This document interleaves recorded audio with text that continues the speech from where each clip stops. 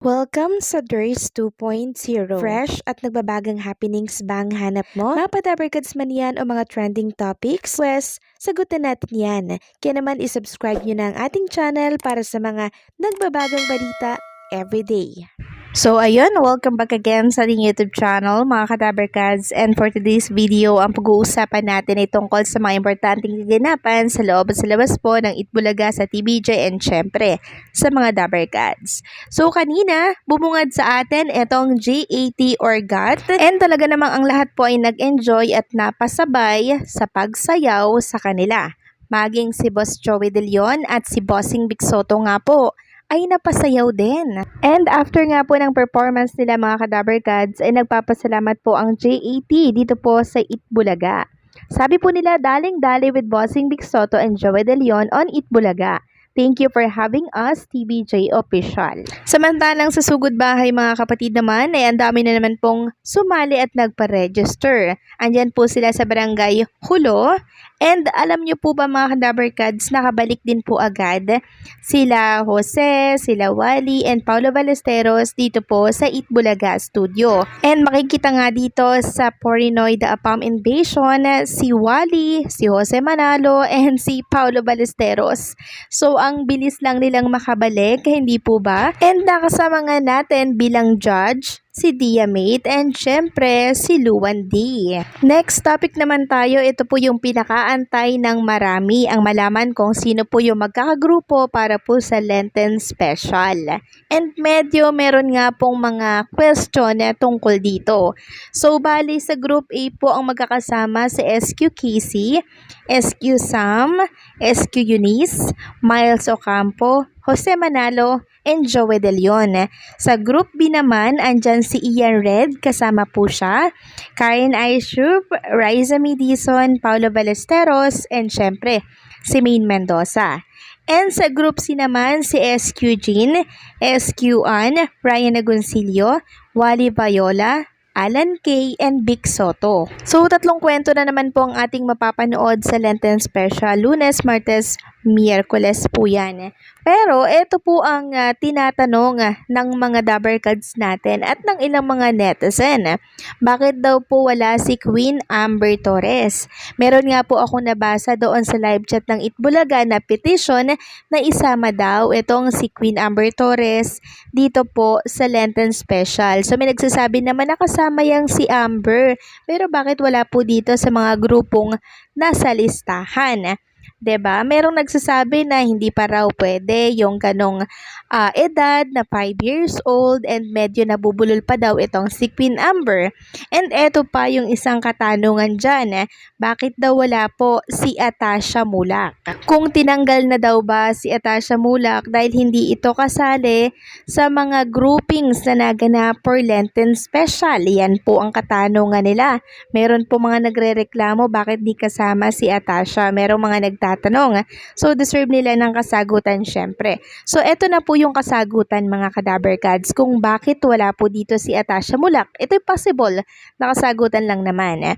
So, si Atasha Mulak po ay magiging busy na sa kanyang upcoming project, yung The Budget News po mga kadabarkads. Alam naman natin na sobrang dami pong schedule ni Atasha Mulak at ang dami niyang project na dapat niya pong tapusin. Kaya hindi siya makakasama dito po sa Lenten Special po ng dabarkads natin. Di na nga po siya makapag-Itbulaga dahil sa sobrang niyang kabisihan. Diba? Tapos sasali pa siya dito sa Lenten Special po ng Itbulaga. So wala na pong time si Atasha. Yun po ang rason doon. And for sure naman mga kadabarkads ay kinusulta po yan ng Itbulaga sa kanya kung makakasali ba siya dito sa Lenten Special. And siguro sabi ni Atasha Mulak na hindi siya pwede dahil sobrang niyang busy. Hindi naman ibig din sabihin po mga kadabarkads na wala dito si Atasha Mulak ay inalis na siya sa Itbulaga. Kalma lang po, walang tanggalan na naganap. And dapat din 'di ba ay nasa Itbulaga si Atasha Mulak ngayong Sabado pero wala po siya. So doon pa lang alam na natin na sobrang busy po niya sa kanyang mga project. Samantalang narito naman po ang announcement ng News 5. Dapat alam niyo po ito, no? Ito po ay para po mamaya. Sabi dito, spend an hour doing good for the planet, kapatid. Inaanyayahan po ng Environment Group na Worldwide Fund Philippines ang publiko na makiisa sa pagdiriwang ng Earth Hour ngayong Sabado, March 22, 8:30 p.m. hanggang 9:30 p.m. bali 1 hour. Ayon sa WWF Philippines, nakapagtala ang Pilipinas noong 2024 ng 116,273 sa R-Bank bilang pakikiisa sa Earth Hour. Tonight, let us once again make history through the collective symbolic effort of switching our light off for an hour from 8:30 to 9:30 p.m. and showing our care to the planet. Pag-anyaya po ng DOE. Kaya naman mga kadabarkads, makiisa po tayo dito. Okay? Samantalang pag-usapan naman natin itong post ng isang netizen tungkol po sa pure gold na gamit sila and syempre si Bossing Vic Soto. So sabi dito, mahalagang malaman niyo ito mga kadabarkads baka kasi isa kayo sa maka-encounter ng modus na to. Sabi dito ni Patty Navarro, ngayong umaga po may nagpunta dito sa tindahan ng lola ko at nagbibigay ng detergent na sabon at may nagturo daw sa kanila dito sa tindahan namin tapos tinanong niya yung lolo ko ano daw pangalan ni lolo tapos sinabi ng lolo ko pangalan niya, kamag-anakan daw nila ang Tiway taga-Sabang daw ang angkan niya, kamag-anak daw niya ang mga Tiway at Anggara. Tiway apelyido ng lolo ko. Ang tagal niyang kinakausap yung lolo ko tapos may binigay siyang sabon. Sabi niya, wala daw bayad. Promo daw nila Vic Soto at taga Pure Gold daw siya. Pinipilit niya, wala daw babayaran. E di kinuha ng lolo ko, syempre matanda na. Tapos sinabing walang babayaran. Alam niyo naman kapag matanda na tapos lumabas yung lola ko. Maya-maya yung lalaki na nagtitinda, pinabayaran niya. May bawas na daw yon, 390 na lang daw kasi 400 plus daw yung sabon. Sinusoli na ng lola ko at nagulat siyang may bayad pala. Tapos sabi ng lalaki, kunin niyo na po lola. Kamag-anakan po namin kayo, kailangan lang po naming makakota sa pure gold.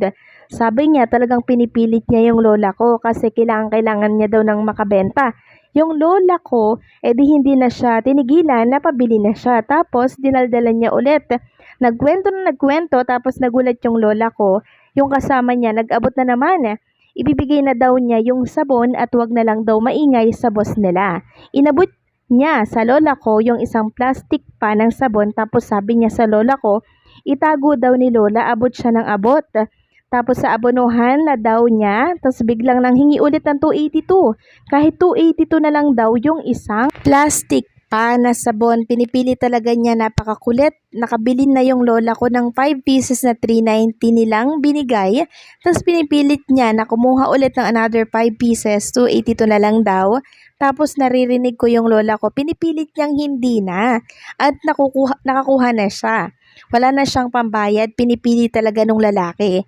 Hinarang niya yung kamay niya doon sa saraduhan ng tindahan ng lola ko. Ayaw paawat at kunin na daw niya yung another 5 pieces. 282 na lang daw. Kaya kinuha ko sipi ko, napansin niya yata na binidyuhan ko siya. Ayun, umalis na. Baka magawi lang po sa inyo, wag na kayong bumili, napakakulit, di kayo titigilan. Ginagamit lang nila ang pure gold para makapangbudol sila. Mag-ingat po kayo lalo na sa mga tindahan na matatanda daw po ang bantay.